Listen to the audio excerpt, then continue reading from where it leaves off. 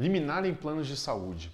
Você sabe que ferramenta importante é essa que existe no mundo judicial e como é que ela pode ser alcançada? Meu nome é Marco Aurélio Mota, advogado especialista em contratos de planos de saúde, e hoje eu vou te explicar principalmente os dois principais requisitos para você conseguir uma liminar e operar ainda no início do processo. A principal preocupação que um paciente tem quando ele me procura é: doutor, vai demorar muito? Eu preciso desse tratamento urgente, eu tenho risco de morte, risco de perder uma função. Então eu sempre digo que, de fato, um processo judicial ele pode demorar anos, né? Ele necessita ser ouvida todas as partes, é necessário que seja realizada todas as provas, audiência de instrução, audiência de conciliação. Então, de fato, um processo ele pode demorar por anos até que o paciente consiga aquilo que ele está precisando. Só que a gente também sabe que o paciente pode simplesmente chegar ao final do processo e nem estar mais aqui conosco. Ele pode simplesmente ter morrido e não precisar mais daquele tratamento que ele precisava no início do processo.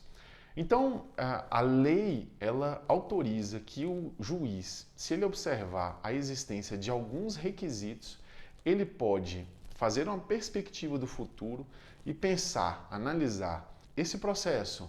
Quando ele for julgado no futuro, há uma alta probabilidade dele ser julgado procedente, ou seja, que haja ganho da ação.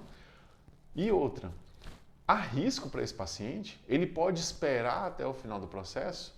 Então, a lei permitiu que o juiz, analisando esses requisitos, ele possa trazer aquilo que ele tem de perspectiva no futuro para ainda no início do processo.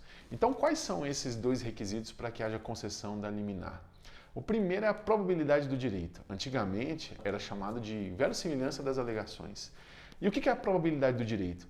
É o juiz analisar aquelas provas que foram oferecidas na inicial e ele verificar se de fato aquilo que está sendo alegado é verdadeiro. Se aquilo que o paciente está pleiteando, de fato é direito dele. Se a negativa da operadora ela é uma negativa razoável, se ela tem fundamento técnico ou se ela não tem fundamento técnico. Então, quando ele observa que aquele pedido do paciente ele é legítimo, ou seja, aquele tratamento é reconhecido, o medicamento ele tem um registro na Anvisa, aquele medicamento ele reconhecidamente funciona para aquela doença que ele tem, o juiz pode entender como preenchida essa probabilidade do direito.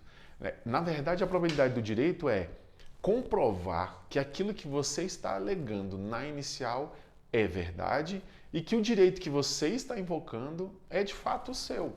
A lei autoriza, aquele tratamento é indicado, como eu disse. Essa é a probabilidade do direito. É o juiz analisar e verificar que de fato aquilo que está sendo alegado é verdade e que há uma alta probabilidade de que ao final do processo ele seja julgado procedente. Esse é o primeiro requisito, a probabilidade do direito. O segundo requisito ele está ligado à urgência. Ele também é conhecido como periculum in mora, é o perigo da demora, ou seja, não é possível esperar até o final do processo para que o paciente tenha aquele provimento. Então, por exemplo, um paciente que tenha câncer, ele pode, ao longo do processo, esperando que o processo acabe, ele pode simplesmente não precisar mais porque ele morreu.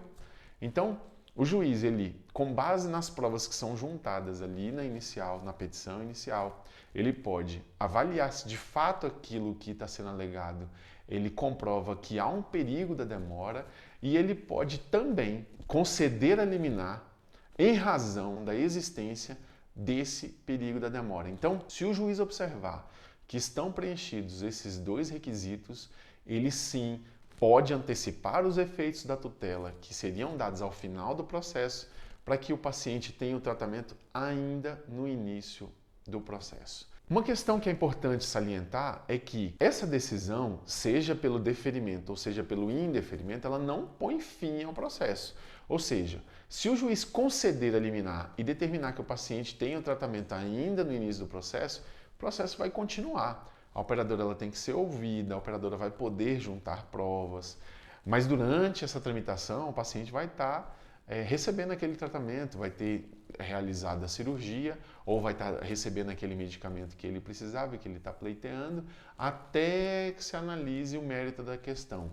E aqui é um ponto importante. Se no final do processo o juiz entender que a ação deve ser julgada improcedente, ou seja, o paciente de fato não tinha direito àquele tratamento e ele vinha sendo tratado em razão da liminar concedida ainda no início do processo, o paciente pode ser condenado a devolver o valor do tratamento que foi custeado até aquele momento. E por que eu sempre digo que é importante o paciente saber disso? Porque o advogado ele é sempre o primeiro juiz da ação. O que significa?